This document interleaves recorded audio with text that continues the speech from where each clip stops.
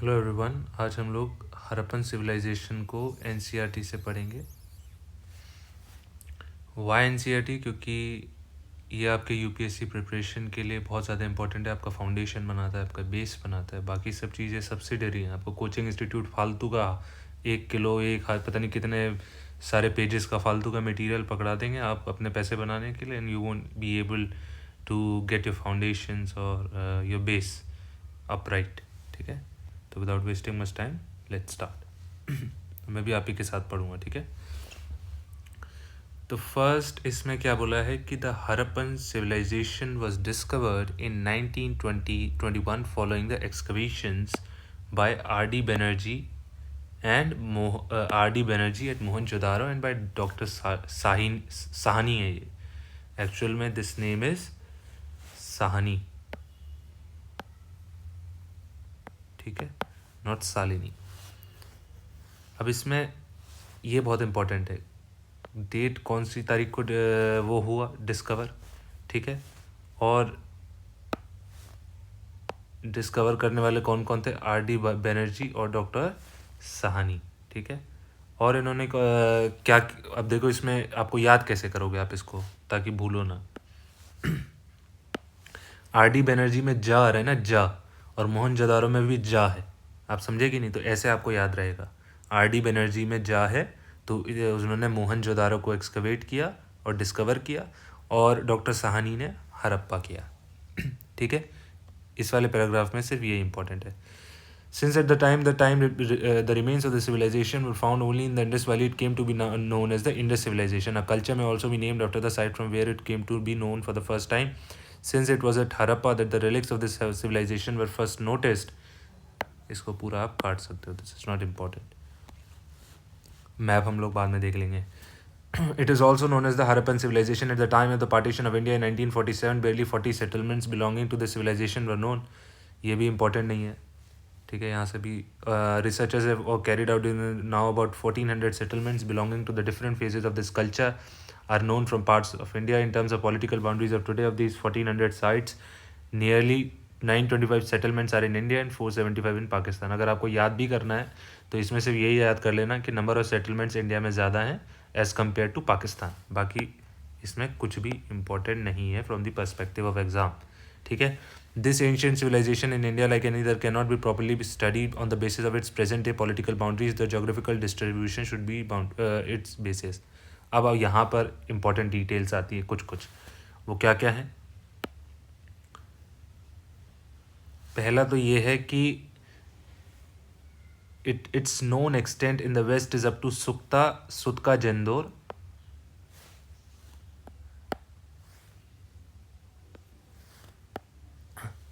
It's एक second ना, its known extent in the west is up to Sukta Jandor in Balochistan, which is in Pakistan. Alamgirpur in Meerut district in the east, Daimabad district in south, and Mand is in Kashmir in the north. अब ये extent बता रहे हैं, इसका क्या बता रहे हैं? एक्सटेंट, रीच क्या थी, टोटल जोग्राफिकल उसका डिस्ट्रीब्यूशन का रीच क्या था। अब आप ये देखिए, सपोज करिए ये और ये, ठीक है, ठीक। ईस्ट में क्या बोला इन्होंने? आलमगीरपुर इन मेरठ। कई बार रिवर भी पूछ लेते हैं, तो कौन सी रिवर पे? हिंडन, ठीक है। साउथ में क्या है? दैमाबाद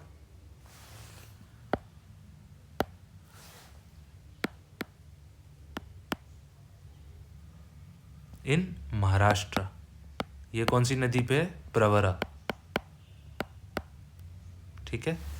और दैमाबाद आपको याद होगा कि एक, अभी मैं बाद में आपको वाला चैप्टर कराऊंगा, कि ये एक चैल्कोलिथिक साइट भी थी। मतलब इससे पहले जो कल्चर था वो, उसमें दैमाबाद भी एक साइट थी, विच मीन्स कि there is a continuity between the chalcolithic culture and the Indus valley civilisation. अगर आप टाइम पीरियड भी देखोगे तो वो ओवरलैप कर रहे हैं, ठीक है। वेस्ट में कौन थी? सुतका जेंदोर, बलूचिस्तान में। नॉर्थ में कौन थी? मांड। कहाँ पे? कश्मीर में। और कौन सी नदी पे? चेनाब। ठीक है, यहाँ तक कोई दिक्कत नहीं होनी चाहिए। चलिए आगे बढ़ते हैं। Covering an area of almost 1600 kilometre east west and 1400 kilometre north south, the total geographical area over which this civilization flourished is more than 20 times of the area of Egyptian and more than 12 times of the area of Egyptian and Mesopotamian civilizations combined। तो इसके Indus valley civilisation के contemporary civilisation कौन थे? Infer करो आप, यहाँ से ऐसे सवाल बनते हैं कि इसके कंटेम्प्ररी जो सिविलाइजेशन थे those were Egyptian and Mesopotamian civilisation. ठीक है, बाकी this is not important as such. ठीक है,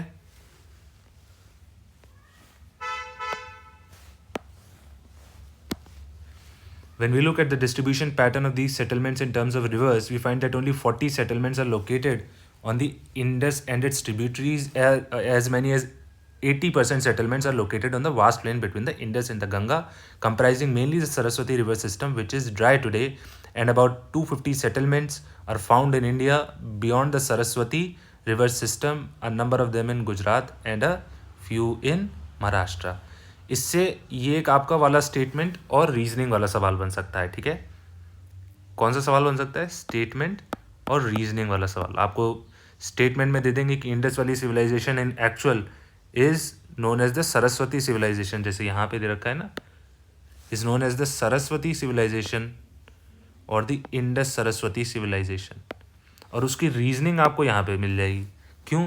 क्योंकि भाई 80% जो सेटलमेंट हैं वो कहाँ पर हैं? इंडस नदी जो थी और उसके गंगा प्लेन के बीच में, जहाँ पे एक सरस्वती नदी बह रही थी ना, हिमाचल प्रदेश, उत्तराखंड, पंजाब, राजस्थान, हरियाणा, गुजरात, जो कि ड्राई हो चुकी है। 80% सेटलमेंट्स उधर थे। ठीक है, तो in actual it should be known as Saraswati civilisation और द इंडस सरस्वती सिविलाइजेशन। ठीक है, यहाँ तक कोई दिक्कत नहीं होनी चाहिए। ठीक है, this is not important. Most of the 1400 settlements belonging to the civilization can be classified as small villages, a few larger towns and small cities।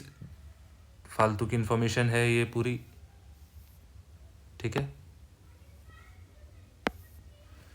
ये इम्पोर्टेंट है कि जो फर्स्ट 5 इन्होंने जो बोले हैं विचार कौन कौन से हैं? मोहनजोदारो,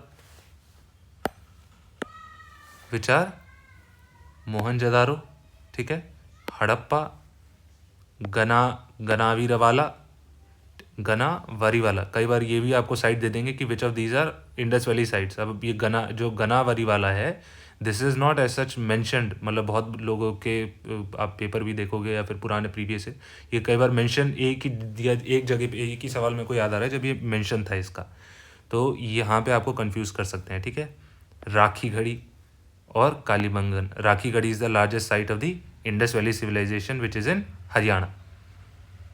ठीक है, अब ये कौन से उसमें पैटर्न में है? Zigzag pattern. ठीक है, मोहनजोदारो, हड़प्पा, गनावरीवाला, राखी गढ़ी और कालीबंगन। ठीक है, अब इस पे मैप पे आते हैं। Let's come at the map. कौन कौन सी साइट बोली थी इन्होंने? पहली बोली थी इन्होंने एक तो कालीबंगन बोली थी, एक इन्होंने गनावरी वाला बोली थी। ठीक है, एक इन्होंने हड़प्पा बोली थी भाई साहब जी, और क्या बोली थी एक इन्होंने बोली थी मोहनजोदारो। ठीक है, और ये 3 हो गई, कालीबंगन, हड़प्पा, गनवेरी वाला। राखी गढ़ी बोली थी, राखी गढ़ी कहाँ गई हमारी? राखी गढ़ी ये रही। ठीक है, और हड़प्पा कौन सी नदी पे है? देखो रावी नदी पे है, दिख रहा है आपको? हड़प्पा ये रावी नदी पे है। ठीक है, कालीबंगन देखो कौन सी नदी पे? घग्गर नदी पे है। ठीक है, और मोहनजोदारो इंदस नदी पे है। ठीक है, ये आपकी 5 साइट हो गई। ठीक है, तो इसमें जिगजैग कैसे बन रहा है? ठीक है, हड़प्पा, राखीगढ़ी, मोहनजोदारो, कालीबंगन और गनवेरी वाला। ठीक है, चलो मैंने आपके लिए इरेज कर दिया। बस ये याद रखना। Harappa is on the river Ravi and the Kalibangan is on the river Ghaggar. ठीक है। अब देखो इसकी आपको मैप के अंदर भी दिखा देता हूँ। तो ये जो सबसे जो वेस्टर्न मोस्ट बाउंड्री हो गई, क्या हो गई, सुतका जंदौर कहाँ पर है, बलूचिस्तान में। ठीक है। सदर्न मोस्ट कौन सी हो गई, दैमाबाद महाराष्ट्र में। देखो ये प्रवर नदी पर है। ठीक है। और मांड कहाँ है, जम्मू एंड कश्मीर, चेनाब नदी पे दिख रहा है। और आलमगीरपुर कहाँ है, ये रहा आपका आलमगीरपुर, ये ईस्टर्न मोस्ट साइट है। ठीक है। ये आपकी यमुना बह रही है, ये रही आपकी यमुना। ठीक है। और यहाँ पे आलमगीरपुर है। और Hindon is the tributary of river Yamuna. ठीक है।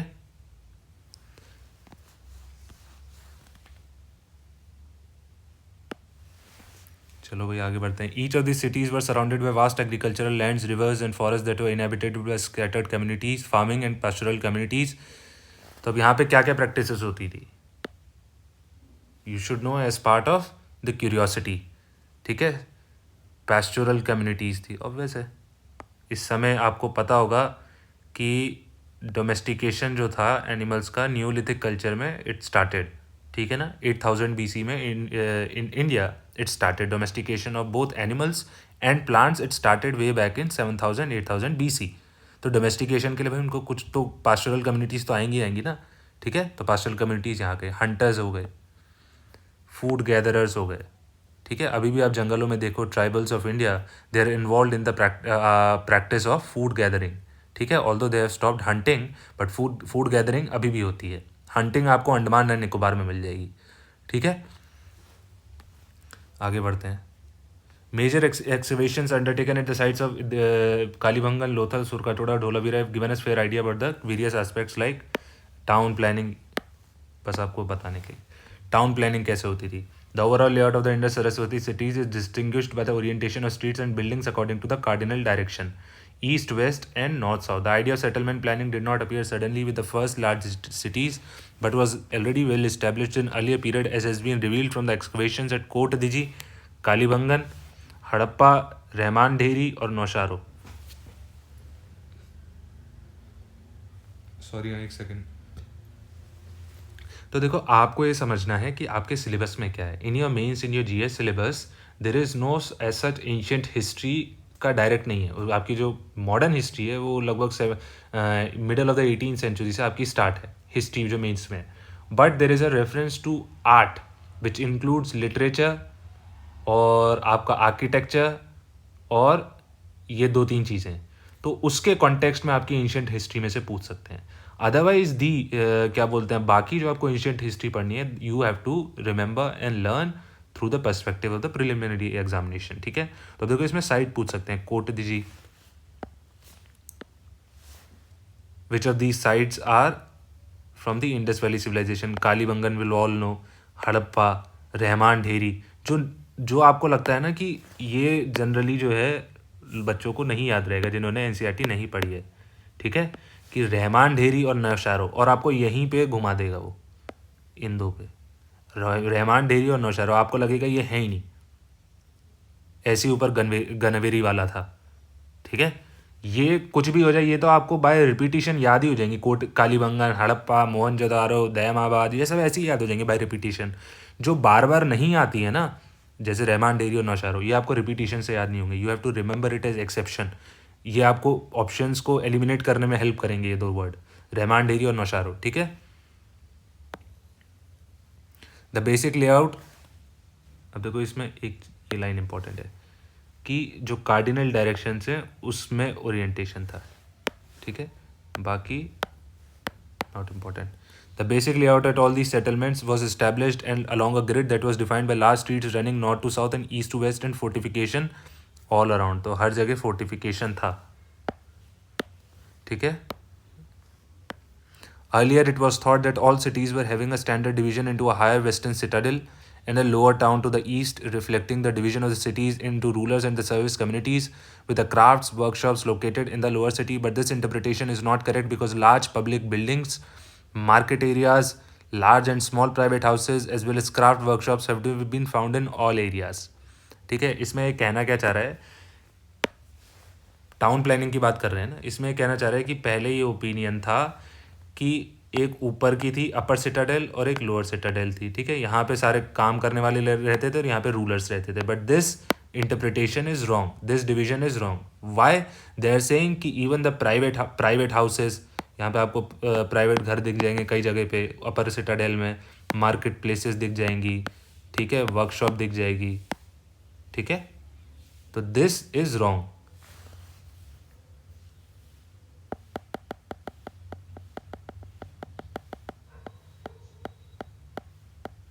ठीक है। As such, this is not important. Each city comprised a series of walled sectors or mounds oriented in a different direction. Mohenjo-daro, Harappa, and Kalibangan have a high rectangular mound on the west, an extensive mound to the south, north and south and the east. But at the sites like Dholavira and Banavli, there was only a single walled mound internally divided into 3 or 4 walled sectors. The excavations at the Harappan city sites like Mohenjo-daro, Harappa, Kalibangan, Surkurtoda show that there were large gateways at various entry points of the city, और these gateways are seen even in the inner fortification areas also. तो इसमें बोल रहे हैं कि जो मोहनजोदारो, हड़प्पा, कालीबंगन, सुरकोटोड़ा, जो इन कुछ साइट्स पे जो एक्सकवेशन हुए हैं उसमें बड़े बड़े गेटवेज थे. Suppose this is the city of what, suppose it is Kalibangan. तो इसमें बोला कि बड़े बड़े गेट होते थे सिटी में आने के लिए, जैसे पहले होते थे ना बड़े बड़े गेट से. तो बस ये बोला है इसके अंदर, और कुछ नहीं है, ठीक है.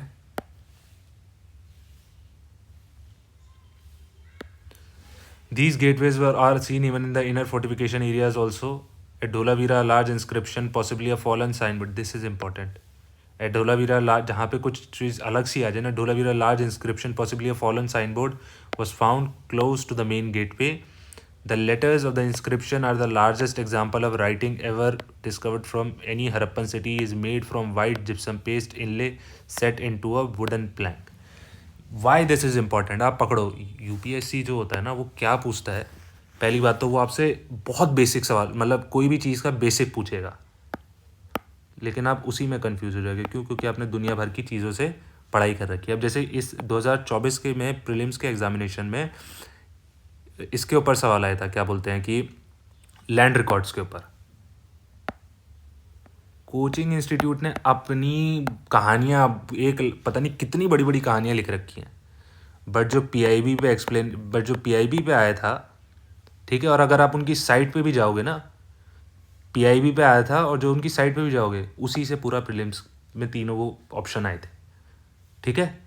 ये होता है गवर्नमेंट की ओरिजिनल सोर्स पे जाके पढ़ो. कोई एक्ट आया है तो अपने हिसाब से इंटरप्रेट आपको खुद लॉजिक लगा के करना पड़ेगा कि इसमें मैं क्या ऐसी चीज़ें इंपॉर्टेंट, और उसमें भी सबसे इंपॉर्टेंट पूछते हैं. अब देखो लैंड रिकॉर्ड्स में क्यों पूछा, आपको समझना होगा, क्योंकि land reforms, number 1 land reforms is part of our syllabus, ठीक है. और this is a plaguing issue, ये देश का बहुत बड़ा मुद्दा है कि रूरल एरिया में लैंड रिकॉर्ड्स जो हैं उस पर इतने फजीते चल रहे हैं. स्टेटिस्टिक्स ये है कि 60% ऑफ ऑल केसेस जो हैं वो इस समय लैंड डिस्प्यूट से रिलेटेड है.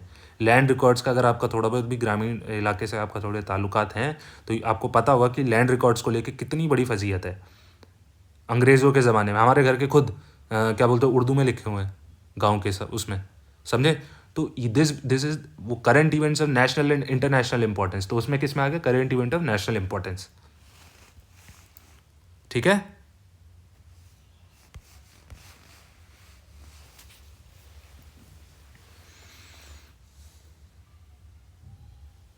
चलो अब आगे बढ़ते हैं. तो ये दिस इज़ वेरी इंपॉर्टेंट कि कौन सी साइट पे आपसे सवाल पूछेंगे, कौन सी साइट पे आपको कौन सी साइट पे एक साइन बोर्ड मिला है जिसमें, और देखो किससे शब्द पकड़ा करो, largest only, which means it is very important. Largest, समझ में आया आपको.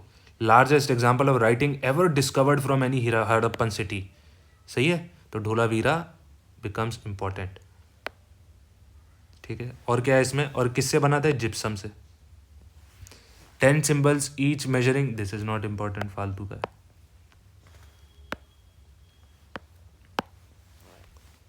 Materials used in buildings. The houses built by people usually show considerable variation अब मटेरियल्स कौन कौन से मटेरियल्स बिल्डिंग बनाने में इस्तेमाल होते थे मटेरियल्स.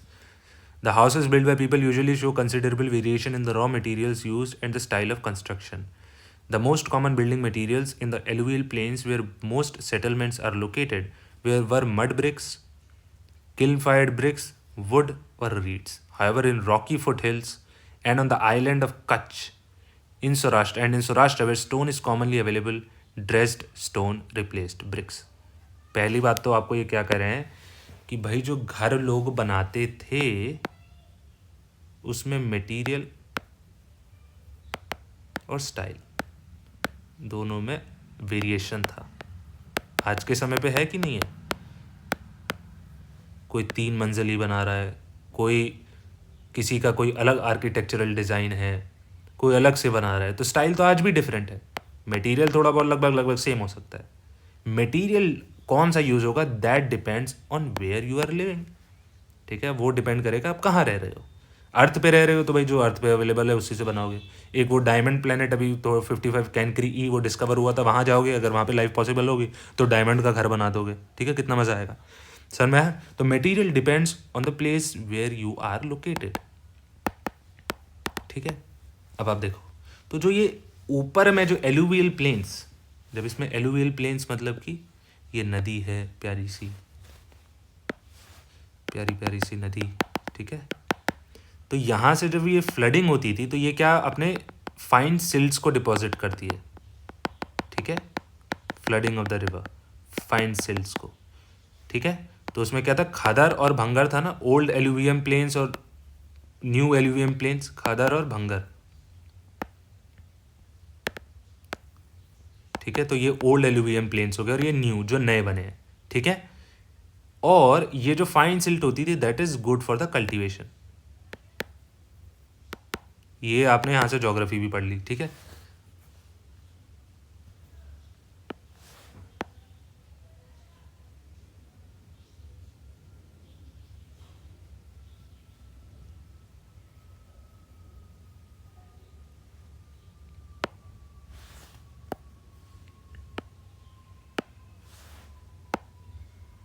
ठीक है.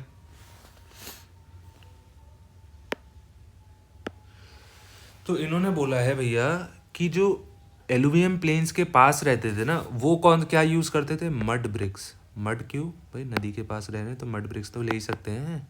Number 1 kiln fired bricks. जो आपने देखा होगा कई बार आप हाईवे वगैरह पे से जाते होगे तो वो भट्टी बैठी रहती है ना ईंटों की, that is called kiln fired BRICS.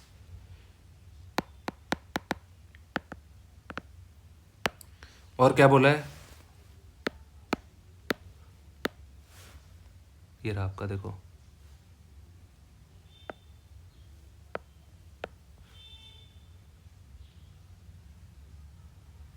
ठीक है, और बोला है इसमें would.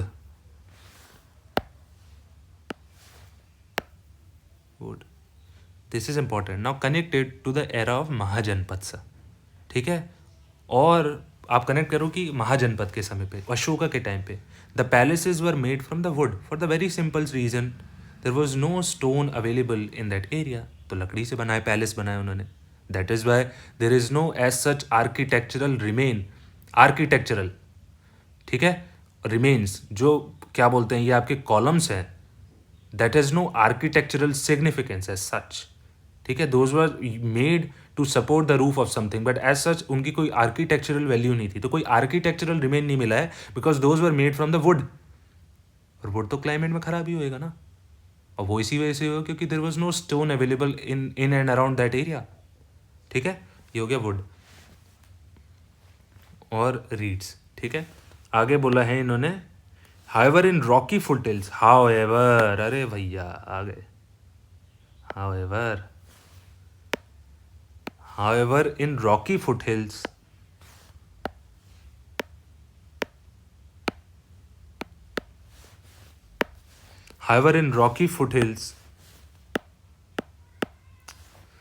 and on the islands of Kutch and in Saurashtra, where stone is commonly available, dressed stone replaced bricks. तो जहाँ पे रॉकी फुटहिल्स थी, उन्होंने एग्जांपल दिया कच्छ और सौराष्ट्र गुजरात के अंदर, वहाँ पे स्टोन से कंस्ट्रक्शन होता था घर का। ठीक है भाई, ये हो गया। Both sizes of BRICS have identical proportions. Proportion आपको याद करना है कि 1:2:4 ब्रिक्स का प्रोपोर्शन रहता था। ठीक है, length into breadth, length breadth और हाइट। सही है।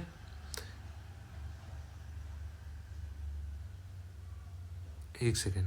That the width is double the thickness and the length is 4 times the thickness. अच्छा, this is length,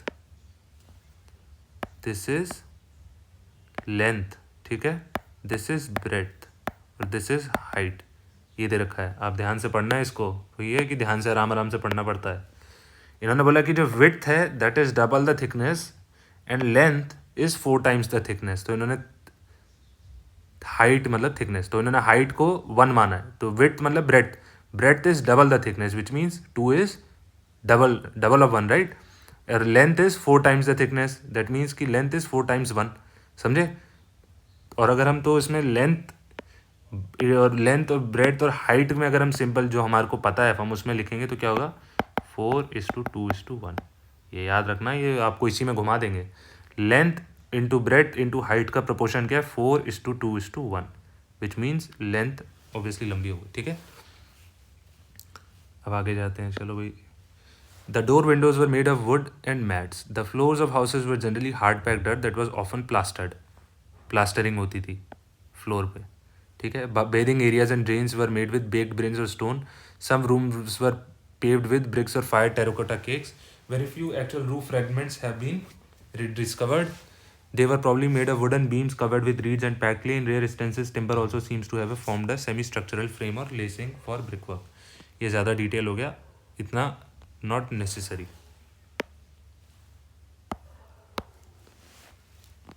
Types of building. Excavations have uncovered many types of houses and public buildings at both large and small settlements. Most of the architecture can be grouped into 3 categories: private, large houses surrounded by smaller units, and larger public structures. आज भी हम लोग क्या गए, public structures होते हैं, सरकारी अस्पताल, सरकारी वो ऑफिसेज और प्राइवेट लोगों के घर होते हैं। ठीक है, और large houses surrounded by smaller units, गांव की कोठी आप बोल सकते हो। ठीक है, considerable variation is seen in the size of dwellings which range from single roomed tenants to houses with courtyards having up to dozen rooms of varying sizes. Doorways and windows rarely opened out in the main street. This is important कि जो doorways और windows होती थी they rarely opened out into the main street but faced side lanes. The view into the house was blocked by a wall or a room around the front door. This was done to protect the activities in the central courtyard from the view of passers by. This इससे क्या inference draw कर सकते हैं कि दे were conscious of their privacy, कि भाई जो इनका गेट होता था, suppose this is the house, ठीक है, और ये जो मेन गेट होता था, सपोज करो this is the main gate, ठीक है, तो यहाँ पे या तो एक दीवार होती थी घुसते ही, ठीक है, यही बोल रखा है ना कि उन्होंने कि it was either blocked by a wall और a room around the front door, और या फिर यहाँ पर एक रूम होता था। ठीक है, ऐसा नहीं होता था कि यहाँ पे घुसे और आदमी यहीं पे बैठ के चाय पी रहा है, ऐसा नहीं होता था। ठीक है, तो they were conscious of their privacy.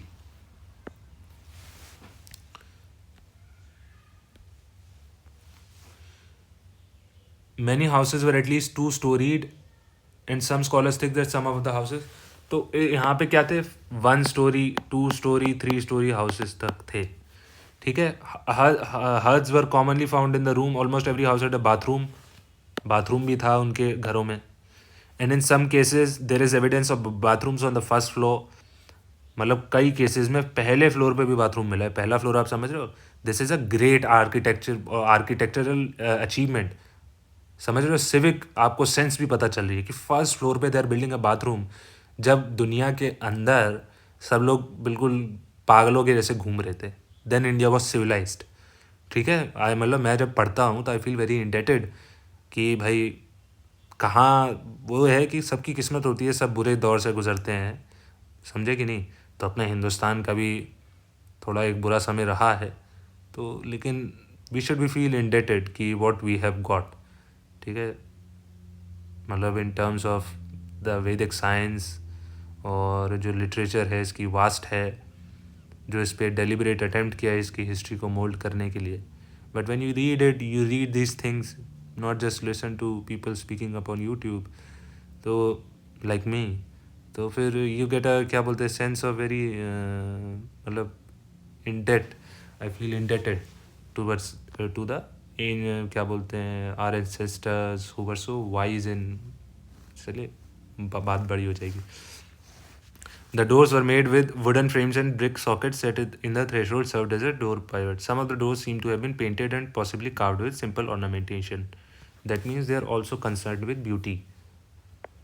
कि जो कुछ डोर होते थे those were painted and beauty. The windows were small at first and second stories. The adjacent houses were separated by a narrow space of no man's land. This is important.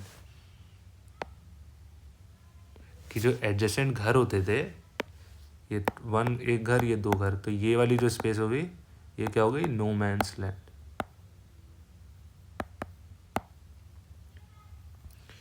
Almost all the big houses had a deep well within their courtyard. इस लाइन से हमको दो चीज़ पता है. एक courtyard होता था और बड़े घरों में वेल भी होते थे. Deep grooves on the bricks at the top edge of the wall show that ropes were used to lift the water up, probably with leather और वुडन बकेट्स. ठीक है, बता रहे हैं कि घर के जो दीवारें होती थी उसके ऊपर एक ग्रूव्स मिले हैं.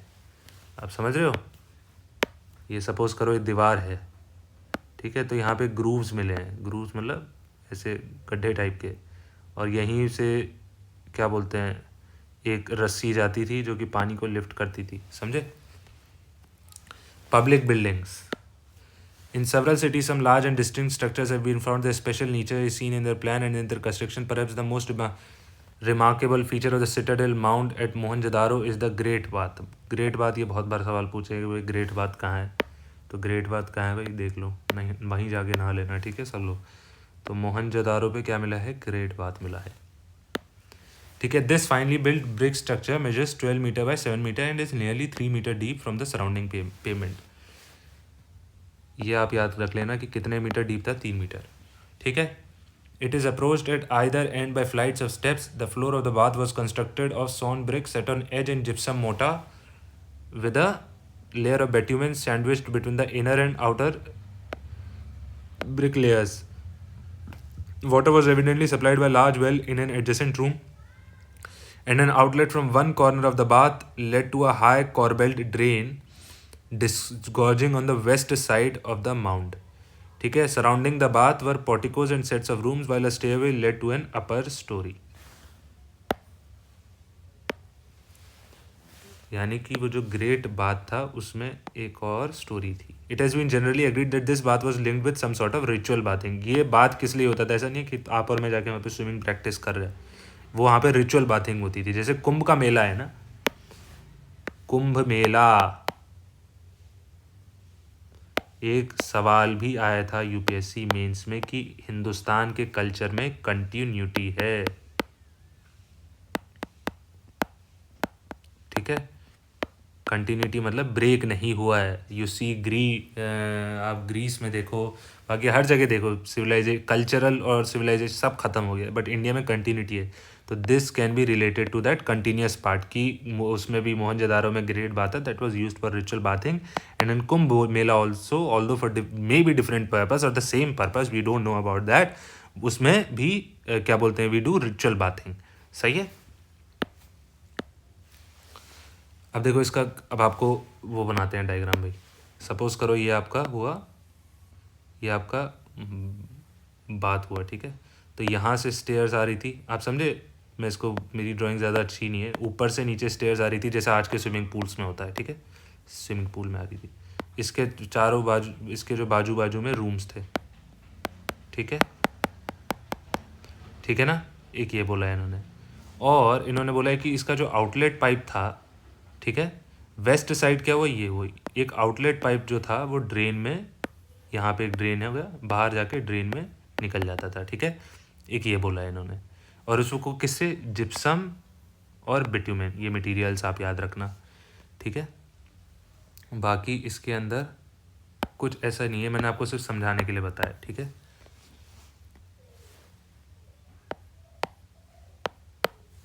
और ये भी याद रखना कि अपर स्टोरी मतलब ऊपर भी एक और स्टोरी थी, ठीक है, मोहनजोदारो के ग्रेट बाथ में। Immediately to the west of the great bath at Mohenjodaro is a group of 27 blocks of brick work criss crossed by narrow lens.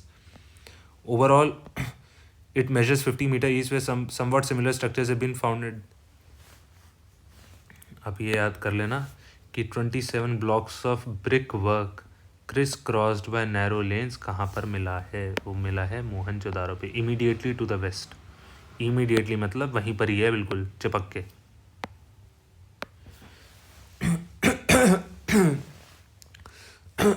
Sorry. Harappa, Kalibangan, and Lotha, these structures have been identified as granaries which were used for storing grains. To the south of granaries at Harappa lay working platforms consisting of the rows of circular brick platforms. During the course of excavation, impression of a large wooden mortar was found placed in the center of one of those circular brick platforms. Such wooden mortars are used in many parts of the world to remove the husk from the grain. Wooden mortars की बात कर रहे हैं, सही है, that was use to remove the husk from the grain. आगे क्या बात कर रहे हैं, an important structure is the dockyard found at Lothal. ये इंपॉर्टेंट है, डिस्कवरीज इंपॉर्टेंट है, बहुत बार सवाल में पूछते हैं। डॉकयार्ड कहाँ मिला है, लोथल में मिला है। अब देखो कितना लॉजिक से पढ़ो सब चीज़। डॉकयार्ड मतलब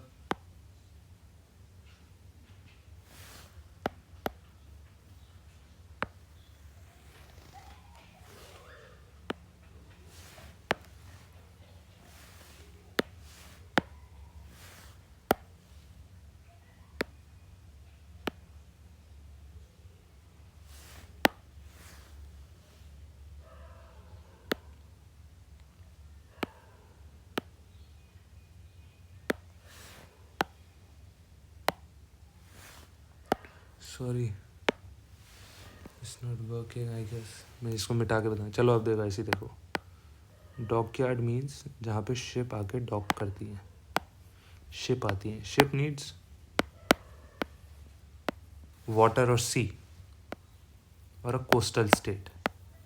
अंदर नहीं आएंगी ना, छोटी है, छोटी आ सकती हैं। Coastal state,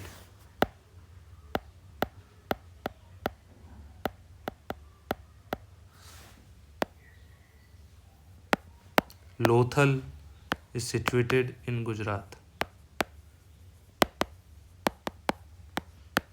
Gujarat is a coastal state, सही है। Same is with Dholavira. Dholavira पे टेराकोटा मॉडल मिला है शिप का,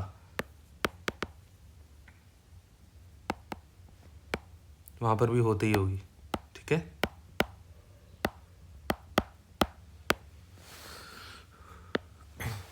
It is a large structure measuring इतना इतना इतना इतना। The inlet channel was connected by a river. Most scholars have identified this structure as a dockyard. बोल ही दिया है, लोडिंग अनलोडिंग होती थी गुड्स की यहाँ पर। In view of the fact that a large number of seals have been found in a warehouse close to the dockyard school, the Lothal was a major trading center of the Harappan civilization. Of course, कि Lothal was a major trading center of the Harappan civilization. ये तो आपको खुद ही, ये आप चलो mark ही कर लो। वैसे सच इसका कोई ज़्यादा वो नहीं है, ठीक है। बाकी इसमें आप काट सकते हो पूरा। अब आते हैं स्ट्रीट्स एंड ड्रेन्स पे। Well laid out streets and side lanes equipped with drains are the most outstanding features. Drains होते थे, drainage. The towns were well planned and the streets cut each other on the right angle. Streets एक दूसरे को right angle पे cut करते। Even the width of the streets were in a set ratio. जो इनकी width होती थी वो भी सेट रेशो में होती थी, बताऊंगा अभी। If the narrowest lane was 1 unit in width, the other streets were twice, thrice, and so on in width. Further, the civic sense of people in the civilization was such that during the heyday of the civilization, no encroachment on the streets was to be seen. No encroachments on the streets was to be seen. According to scholars, such town planning was not even seen in the 19th century London and Paris. ठीक है। Even smaller towns and villages had impressive drainage systems. This indicates that people had a great civic sense of sanitation and care for health and hygiene. Small drains made of burnt bricks were connected with bathing platforms and latrines of private houses joined the medium-sized drain in the side streets.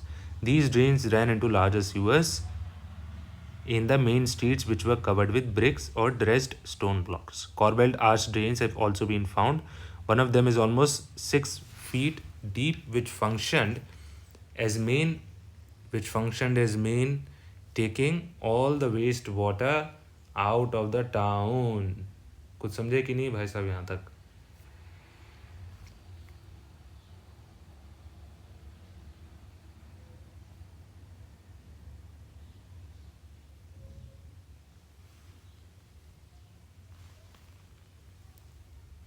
ठीक है. At regular intervals along the main sewage drains were rectangular sump pits for collecting waste and these were regularly cleaned. तो धीरे धीरे चलो बढ़ते हैं, अभी तो हमने पूरा रीड कर लिया. ठीक है, पहले तो ये हमको पता चल गया कि ये जो स्ट्रीट्स होती थी those cut at right angles, मतलब ऐसे ही जाएंगी. ये ऐसा नहीं हो सकता, रेडियल नहीं हो सकता. These are not cutting at, ये इसमें 90 डिग्री बन रहा है. सो मैं पहला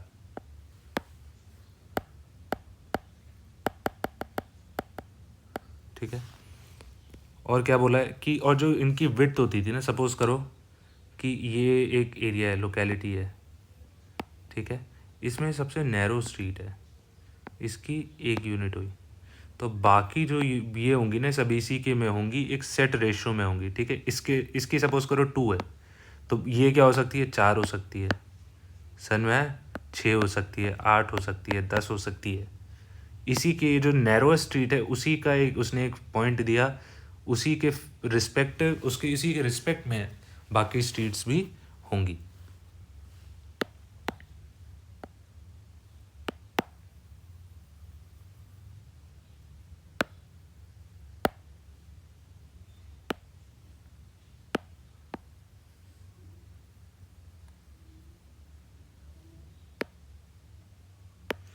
और क्या बोला है, impressive smaller towns and villages. इन्होंने बोला है कि इम्प्रेसिव ड्रेनेज सिस्टम था.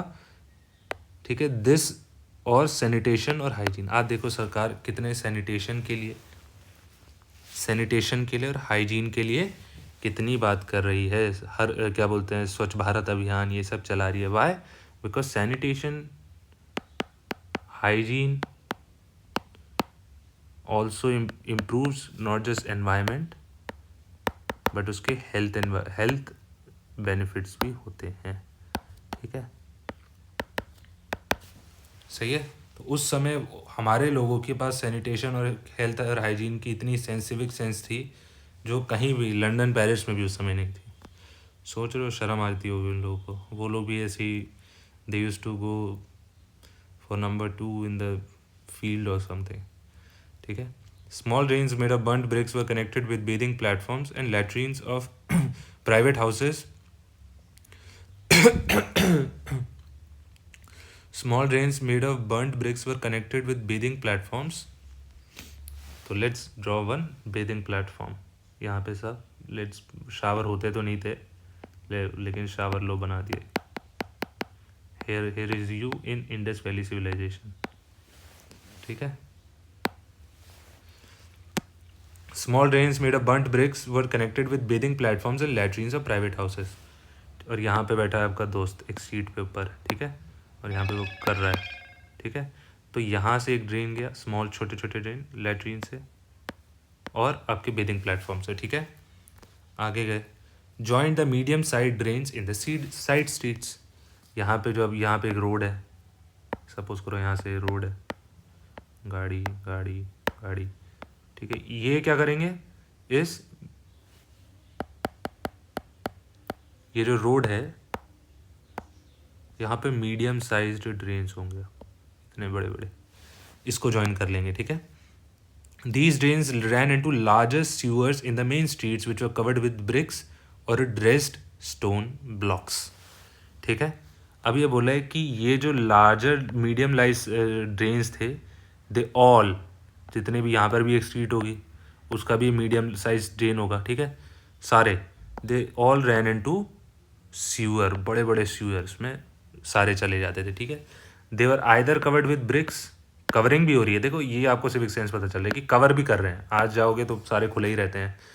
पता नहीं किस बात का फालतू का टैक्स लेते हैं इतना, ठीक है। तो ब्रिक्स और क्या लिखा हुआ है इसमें कि स्टोन ब्लॉक्स, ठीक है।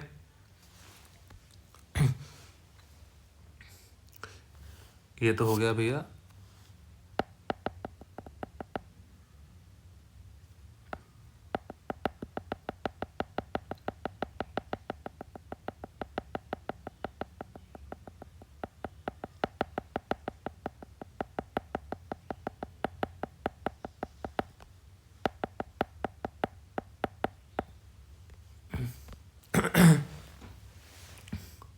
और क्या बोला है इसमें कि at regular intervals along the main sewage drains were rectangular sump pits for collecting waste and these were regularly cleaned.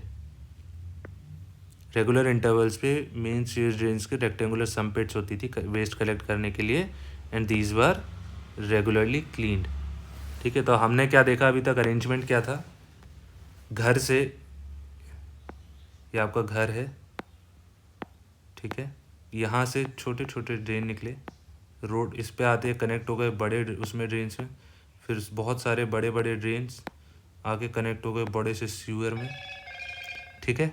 और यहाँ से सीवर से मेन सीवर ड्रेन्स पर, यहाँ से कुछ रेगुलर इंटरवल्स पे मेन सीवर ड्रेन्स के along the main sewer drain were rectangular sump pits for collecting waste and these were regularly waste. तो रेक्टेंगुलर सम्प पिट्स होती थी, यहाँ पे वेस्ट आता था और वेस्ट को फिर ये साफ होता था, ठीक है।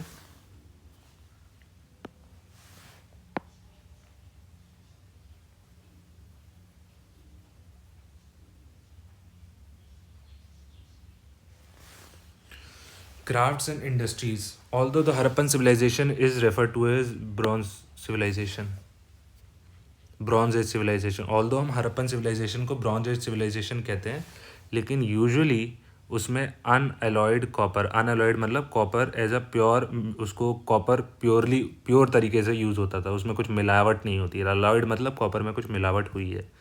Was use for manufacturing artefacts, only rarely tin was alloyed in copper to make bronze. Bronze कैसे बनता है, copper plus tin equals to bronze. तो कह रहे हैं कि यूजुअली 90-95% ऑफ द टाइम्स ये सिर्फ अकेले यूज़ होता था, कभी कभी टिन डालते थे, तो जब कॉपर में टिन डालेंगे तो ब्रॉन्ज बन जाएगा। तो हम कहने को तो इसको ब्रॉन्ज एज सिविलाइजेशन बोल रहे हैं, लेकिन एक्चुअल में जो मोस्ट आर्टिफैक्ट्स मिले हैं those are made from the copper. Tools and weapons were simple in form, they included flat axes, chisels, arrowheads, spearheads, knives, razors और fish hooks. This is important. Tells you about the diet of the people as well. Fish hooks मतलब मछली, non vegetarianism था वहाँ पे, ठीक है।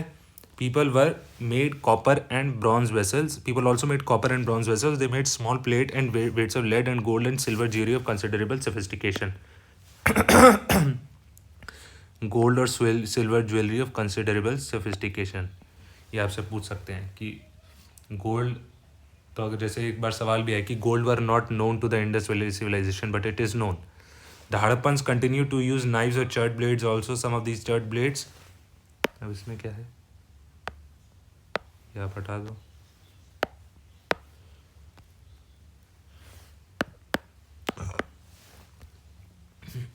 The Hadappans continue to use knives or chert blades also. Some of these chert blades are the finest examples known from any culture. A great skill and expertise is seen in precious and semi-precious stone beads and weights. Long barrel-shaped cornelian beads. Long-shaped... Long barrel-shaped... अरे यार... Long barrel-shaped carnelian beads are the finest example of craftsmanship. क्यों बोल रहे हैं craftsmanship की final वो है, because long barrel shaped, first it is, आप देखो बैरल शेप्ड कैसे होती है, हॉलो होती है और लंबी है। First you are making a necklace out of it, number 2। Number 3 is it is so micro, आपने ड्रिलिंग कैसे करी होगी, अचंभे की बात तो ये है। तो that's why it is the finest example of craftsmanship, क्योंकि छोटी चीज़ पे काम करना it is more difficult, specially for a craftsman. So that's why it is the finest example of craftsmanship. Steatite was used for making a variety of objects like seals, beads, bracelets, buttons, vessels, etc. But its use in making faience, a form of glass, is particularly noteworthy. In this material, beads, amulets, sealings, and even animal models have been found. Amulets मतलब जो हाथ में पहनते, तो ये लोग भी पहनते थे हाथ वाले, ठीक है, ताबीज़ टाइप के। दूसरा इन्होंने बोला है कि स्टेटाइट से जनरली बहुत सारे ऑब्जेक्ट बनते थे, सील्स बनती थी, ठीक है। Steatite is a soft rivers stone, soft rivers stone. अब यहाँ से मैंने बोल दिया steatite is a soft rivers stone, तुरंत आपके दिमाग में आना चाहिए रिवर्स स्टोन, अरे हाँ मुझे तो पता है, almost all of the Indus valley civilization was based along the rivers only. Indus हो गया, जितने भी सारी साइड्स ऑलमोस्ट, तो भाई नदी के से ही चीज़ें वो करेंगे ना ये लोग, जो नदी इनको दे सकती है। सर मैं तो इस वजह से steatite is a soft rivers stone which was use for making seals, beads, bracelets, buttons, vessels, vessels भी,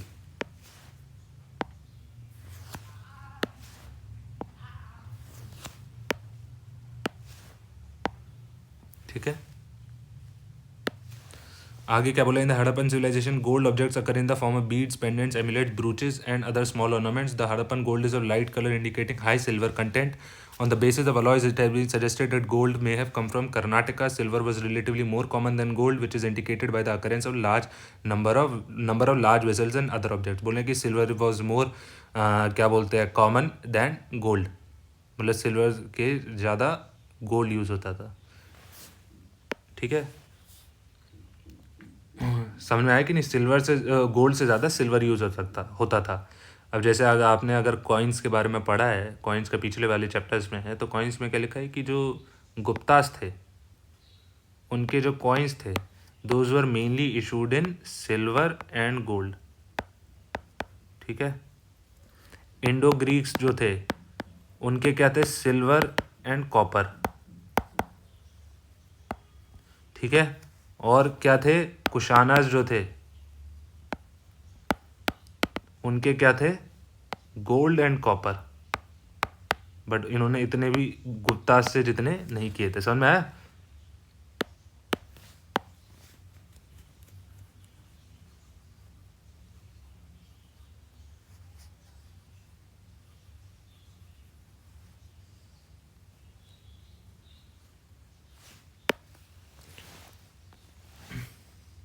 और ये कहाँ से आता था, ये बहुत इंपॉर्टेंट है, कहाँ से आता था, कर्नाटक से। आज भी आपने वो वाली मूवी नहीं देखी थी, कौन सी अभी थी, मेरे को, मैंने मूवी नहीं देखी, बस नाम सुना है, रॉकी करके, हाँ शायद KGF।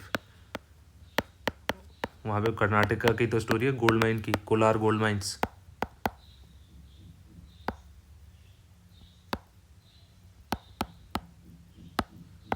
ठीक है।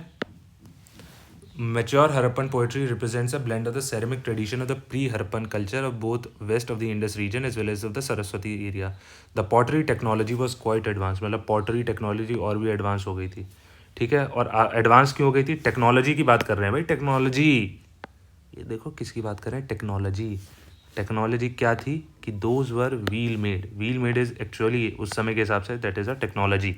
तो pottery technology was quite advance because it was wheel made, and it technology in general means कि विच कैन रिड्यूस द क्या बोलते हैं एफर्ट ऑफ द ह्यूमन्स, ठीक है। Big storage jars were also produced, pots were beautifully painted in black on the bright red surface, red के ऊपर black है, याद रखना, ब्लैक ऑन द रेड, ठीक है, with geometric designs, plants, animals and a few paintings scene to depict scene for stories.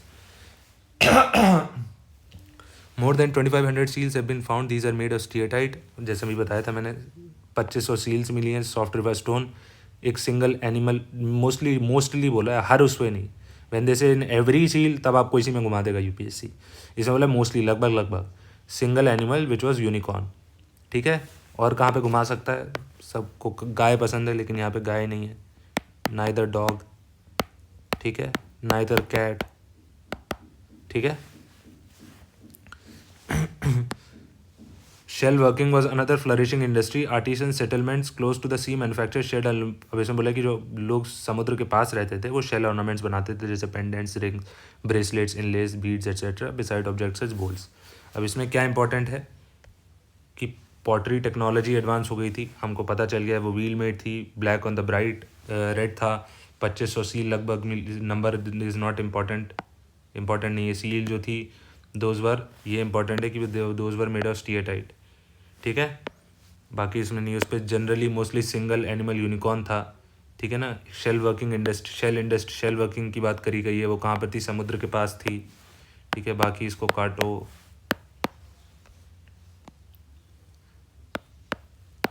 बस इतना याद रखना कि silver was relatively more common than gold. In the Harappan civilization, the elaborate social structure and the standard of living must have been achieved by a highly developed system of communication and strong economy. In this, intensive agricultural production and large scale trade played significant roles. देखो line by line पढ़ो। Communication, economy, intensive agricultural production, or large scale trade played significant roles. In the beginning, trade must have been internal, that is between one zone and another, and later external trade also developed. Agriculture मतलब पहले बोल रहे हैं कि इस शुरुआत में आपस में ही जो सिटीज़ थी वो ट्रेड करती थी, जैसे आज के समय पे है इंडिया। पहले से भी क्या बोलते हैं, जब एलपीजी रिफॉर्म्स नहीं हुए थे तब भी आपस में जो सिटीज़ हैं, Delhi is trading with Tamil Nadu, Tamil Nadu is trading with Manipur, that is not the issue. बोल रहे हैं कि बाद में जाके एक्सटर्नल ट्रेड भी अच्छे से बना एलपीजी रिफॉर्म्स में 1991 के बाद। India although was a mixed economy starting से ही, बट एलपीजी रिफॉर्म्स के बाद 1991 के बाद इंडिया का एक्सटर्नल ट्रेड और बढ़ गया। ठीक है, now you have to remember external trade आज के ज़माने पे क्या लेके आ रहा है, फॉरेन एक्सचेंज ला रहा है, समझे। तो एक्सटर्नल ट्रेड पहले से भी जब ब्रिटिशर्स से होता था तो ब्रिटिशर्स यूज टू पे इंडियंस इन गोल्ड। इंडिया के पास इतना कोई सोना थोड़ी ना था, आज भी हम इम्पोर्ट ही कर रहे हैं। पहले कहाँ सोने की चिड़िया क्यों कहते थे, बिकॉज यहीं पे आके सब सिंक हो जाता था सोना। ठीक है, then they started using the money of the Indians to pay the Indians, समझे आप मेरे को। तो गोल्ड, चलो कहाँ से कहाँ बात पहुँच गई, चलो कोई नहीं। And later external trade also developed. Agricultural produce industrial raw material like copper, ores, stone, semi precious shells were traded. क्या क्या ट्रेड होता था, copper, ores, stone, semi precious shells etcetera were traded. Beside, अब देखो इसमें आया stone, तो stone कहाँ से होगा, रॉकी हिल्स के पास से ही होगा ना, ऊपर तो था ही नहीं। Besides the raw material finished products of metals, pots and pains, weapon भी ट्रेड करते थे India. Precious and semi precious stone, तो अगर आपका सपोज करो डिफेंस के ऊपर मेंस क्वेश्चन पे आ गया तो यू कैन ऑलवेज राइट कि India use to trade in both weapons since the dawn of the Indus valley civilisation. अगर कुछ भी आ गया कि इंडिया डिफेंस मैन्युफैक्चरिंग कैपेबिलिटीज़ के ऊपर कुछ ऐसा आ गया, ठीक है। Ornaments of gold and silver were also traded to various areas. Copper may have been procured from Khetri mines, सही है। अब राजस्थान देखो, ये इंपॉर्टेंट है। ऑर्नामेंट्स ऑफ गोल्ड एंड ऐसा कोई इंपॉर्टेंट नहीं, लेकिन याद रखना ornaments of gold and silver were also traded to various areas. आज भी हम जो एक्सपोर्ट कर रहे हैं हमारी gold jewellery, finished products, diamonds में भी फिनिश्ड प्रोडक्ट्स, वो हम बाहर एक्सपोर्ट कर रहे हैं, ठीक है। Chert blades from Rohri hills of Sindh, Sindh is in which country, Pakistan. Carnelian beads from Gujarat and Sindh, lead from south India. Lapis lazuli from Kashmir and Afghanistan. Turquoise and jade from central Asia और Iran. Amethyst from Maharashtra, this ये बहुत important है, याद रखना। And agate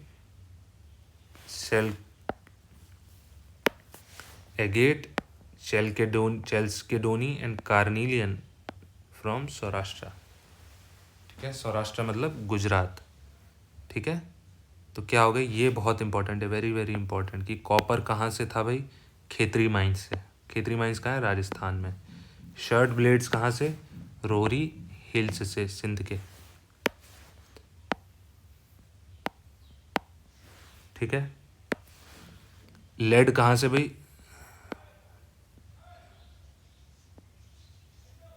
south India से, ठीक है। Lapis lazuli कहाँ पर से भाई, कश्मीर से, कश्मीर और अफगानिस्तान से,